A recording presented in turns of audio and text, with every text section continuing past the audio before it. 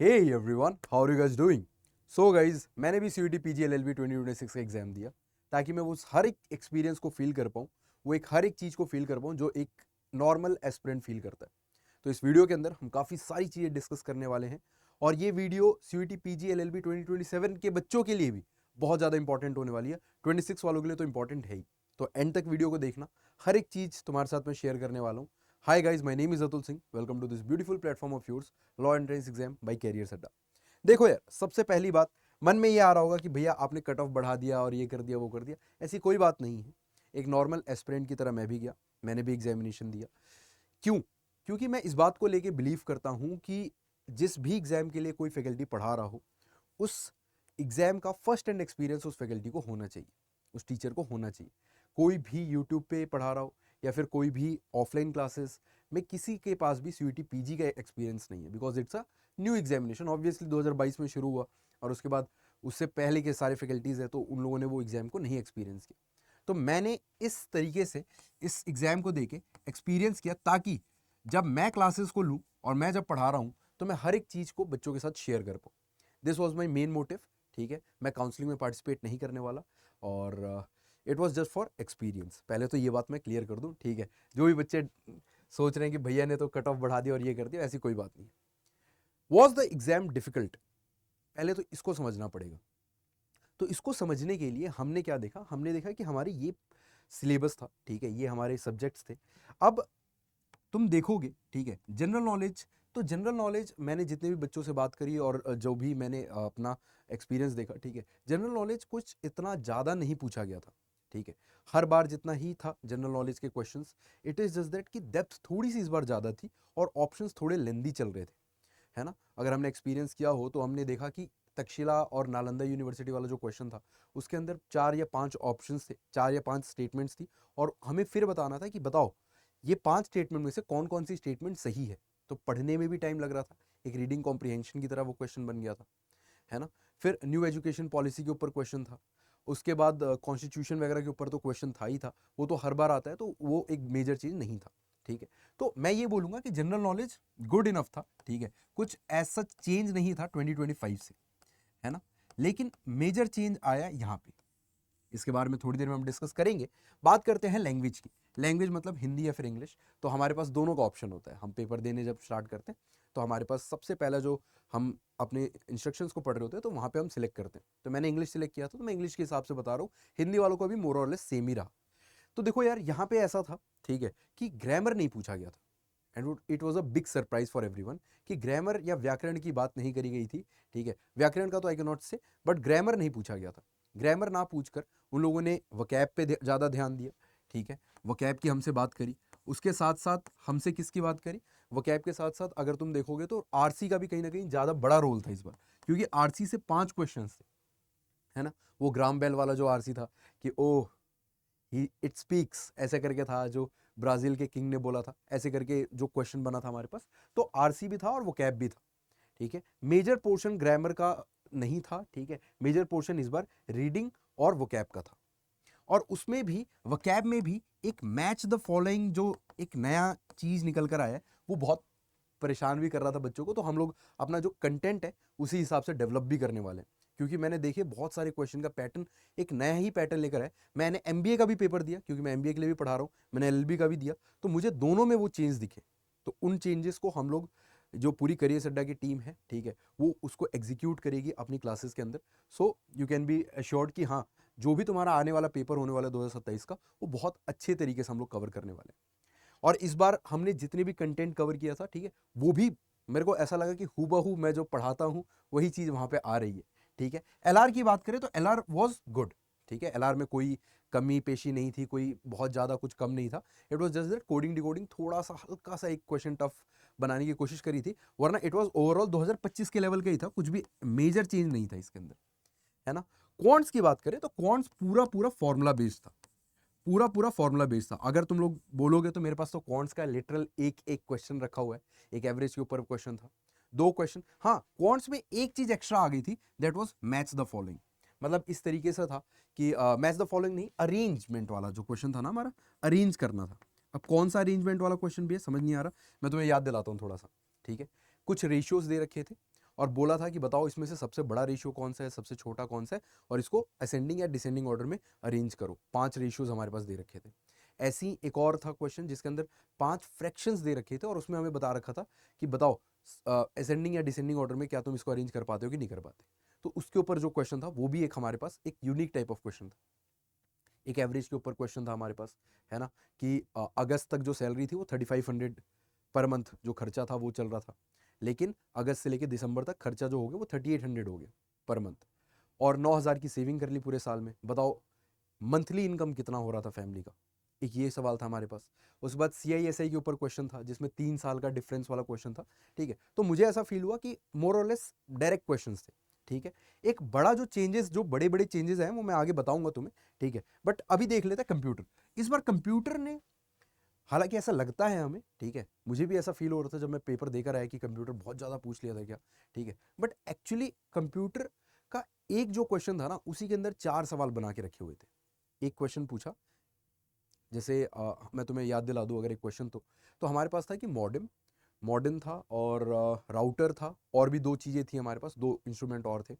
ये 4 इंस्ट्रूमेंट है, इन चारों इंस्ट्रूमेंट को मैच करो कि इनका क्या काम है। तो ऑप्शन ए के साथ मैच हो रहा है, ऑप्शन बी के साथ, ऑप्शन सी, तो इस तरीके से, और उसके बाद वो मैच द फॉलोइंग में आ जाता था। तो इसमें भी मैच द फॉलोइंग का बड़ा रोल प्ले किया। ठीक है, बट इसमें रीडिंग पार्ट बहुत था।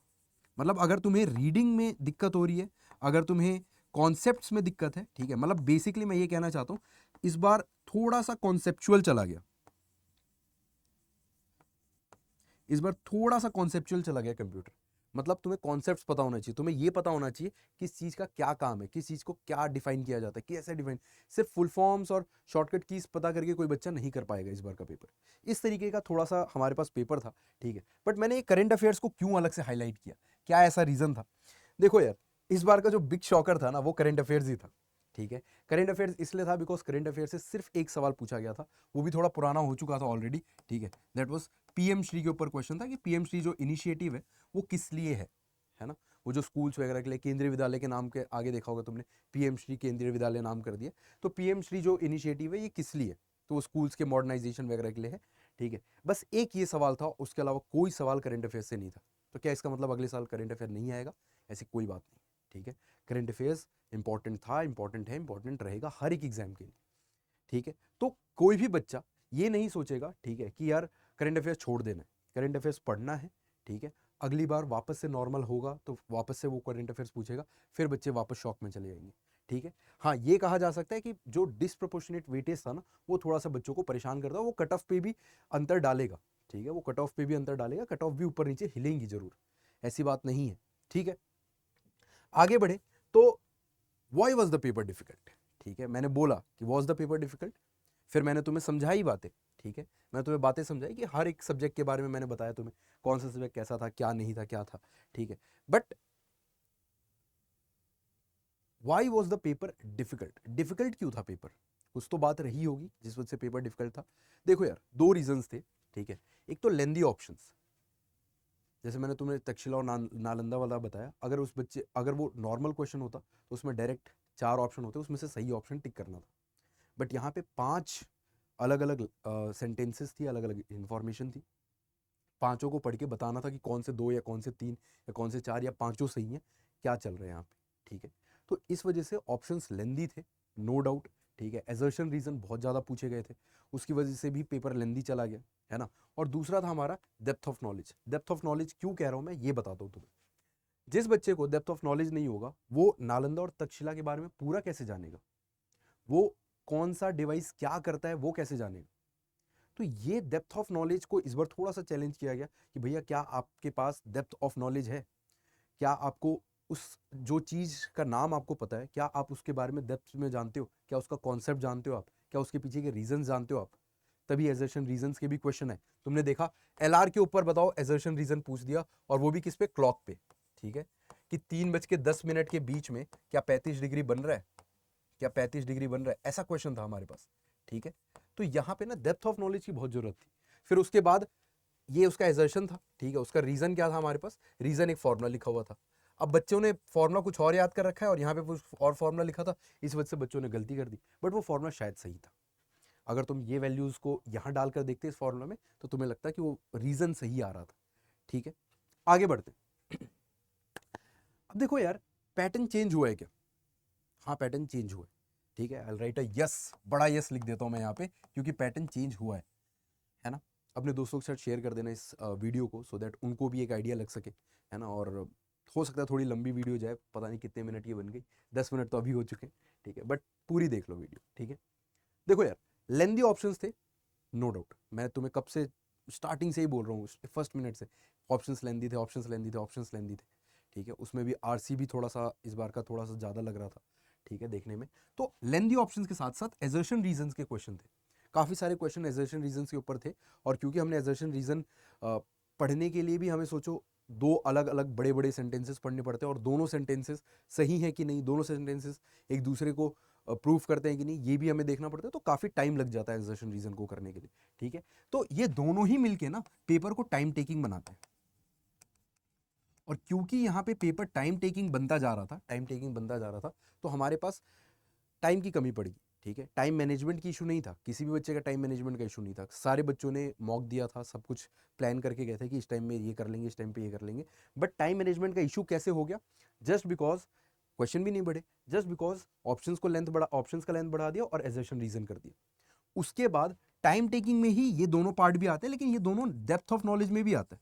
ठीक है, डेप्थ में भी आता है कि भैया देखो, मैच द फॉलोइंग पहली बार इंट्रोड्यूस कर दिया। अब मैच द फॉलोइंग करने टाइम थोड़ा सा तो दिमाग लगाना पड़ेगा तुम्हें। ऐसा तो नहीं हो सकता कि तुम बस जाओ और तुक्के भेड़ के आ जाओ, है ना।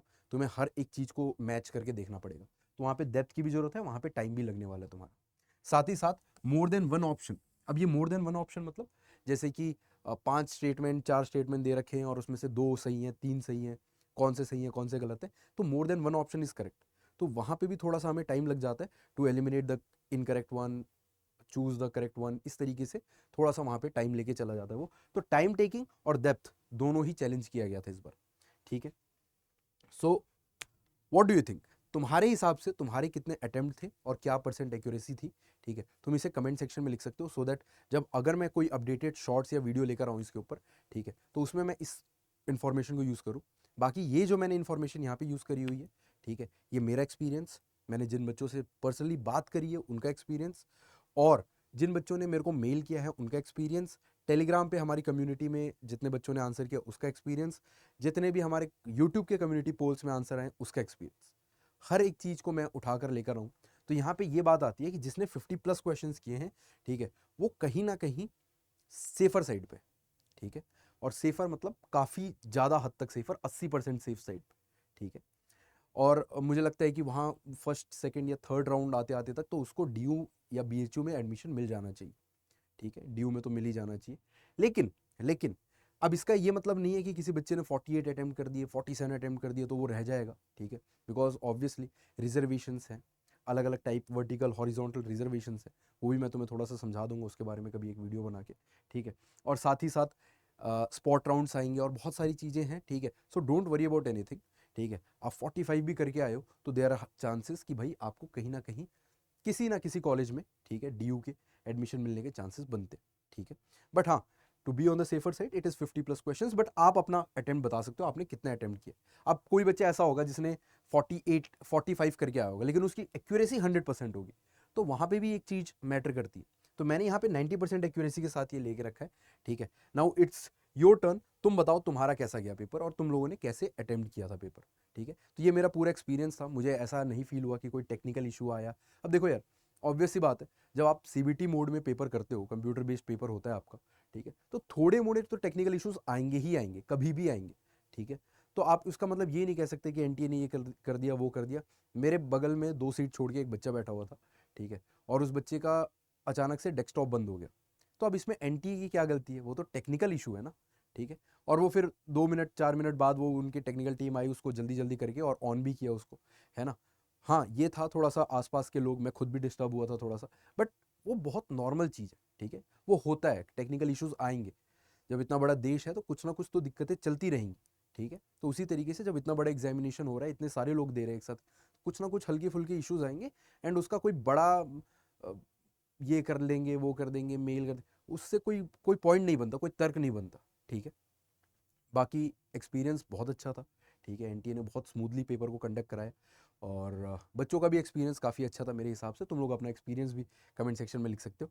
और जो बच्चे 2027 के लिए प्रिपेयर कर रहे हैं, ठीक है, उनके लिए मैं बता देता हूँ, दिस इज़ फुल्ली अपडेटेड, ठीक है। ऐसा कुछ भी नहीं है कि इसमें मैच द फॉलोइंग नहीं, इसमें हम मैच द फॉलोइंग भी कर रहे होंगे, इसमें हम एजर्शन रीजंस भी कर रहे होंगे। तो हमारे बैचेस फॉर 2027 इज आउट, है ना। अगर तुम स्पेसिफिकली एक बैच के अंदर इनरोल करना चाहते हो तो it is Aarambh batch for you, ठीक है। इसके अंदर तुम इनरोल कर सकते हो, बट मेरा पर्सनल रिकमेंडेशन ये है कि तुम महापैक के साथ जाओ, क्योंकि महापैक के साथ जाते हो तो अगले 16 महीने तक, 16 महीने वैलिडिटी चूज करना, अगले 16 महीने तक यानी कि अगले साल के पेपर के बाद तक, ठीक है, तुम्हें जितने भी कोर्सेज आएंगे सब का एक्सेस मिलेगा तुम्हें। इनफैक्ट आरंभ का भी उसके अंदर ही एक्सेस मिल जाएगा, तो 2-3 हज़ार रुपये एक्स्ट्रा देके, ठीक है, if you get the access throughout the year, और जितने भी बैचेस आ रहे हैं, क्रैश कोर्स आ रहे हैं, टेस्ट सीरीज आ रहे हैं, जो भी अपडेट्स आ रहे हैं, हर एक चीज़ की प्रैक्टिस बैचेस आते हैं, तो हर एक चीज़ तुम्हें मिलने वाला है, ठीक है। So you can opt this one, ठीक है। बट अगर तुम्हारा पॉकेट नहीं अलाउ कर रहा है, you can also go for this one, ठीक है। You can see the differences यहीं पे लिखे हुए हैं। बाकी this is my mail ID, है ना। तुम्हें अगर कोई परेशानी, कोई दिक्कत हो, तुम डायरेक्टली मेल कर सकते हो, and this is the code you can use. यहाँ से मैक्सिमम डिस्काउंट मिल जाएगा, साथ ही साथ मेरी पर्सनल गाइडेंस मिल जाएगी, ठीक है। And yeah that's all for today. Thank you so much guys for being such a wonderful audience. मिलते हैं अगली क्लास, अगले सेशन के अंदर। Until then keep grinding, keep hustling. जय हिंद।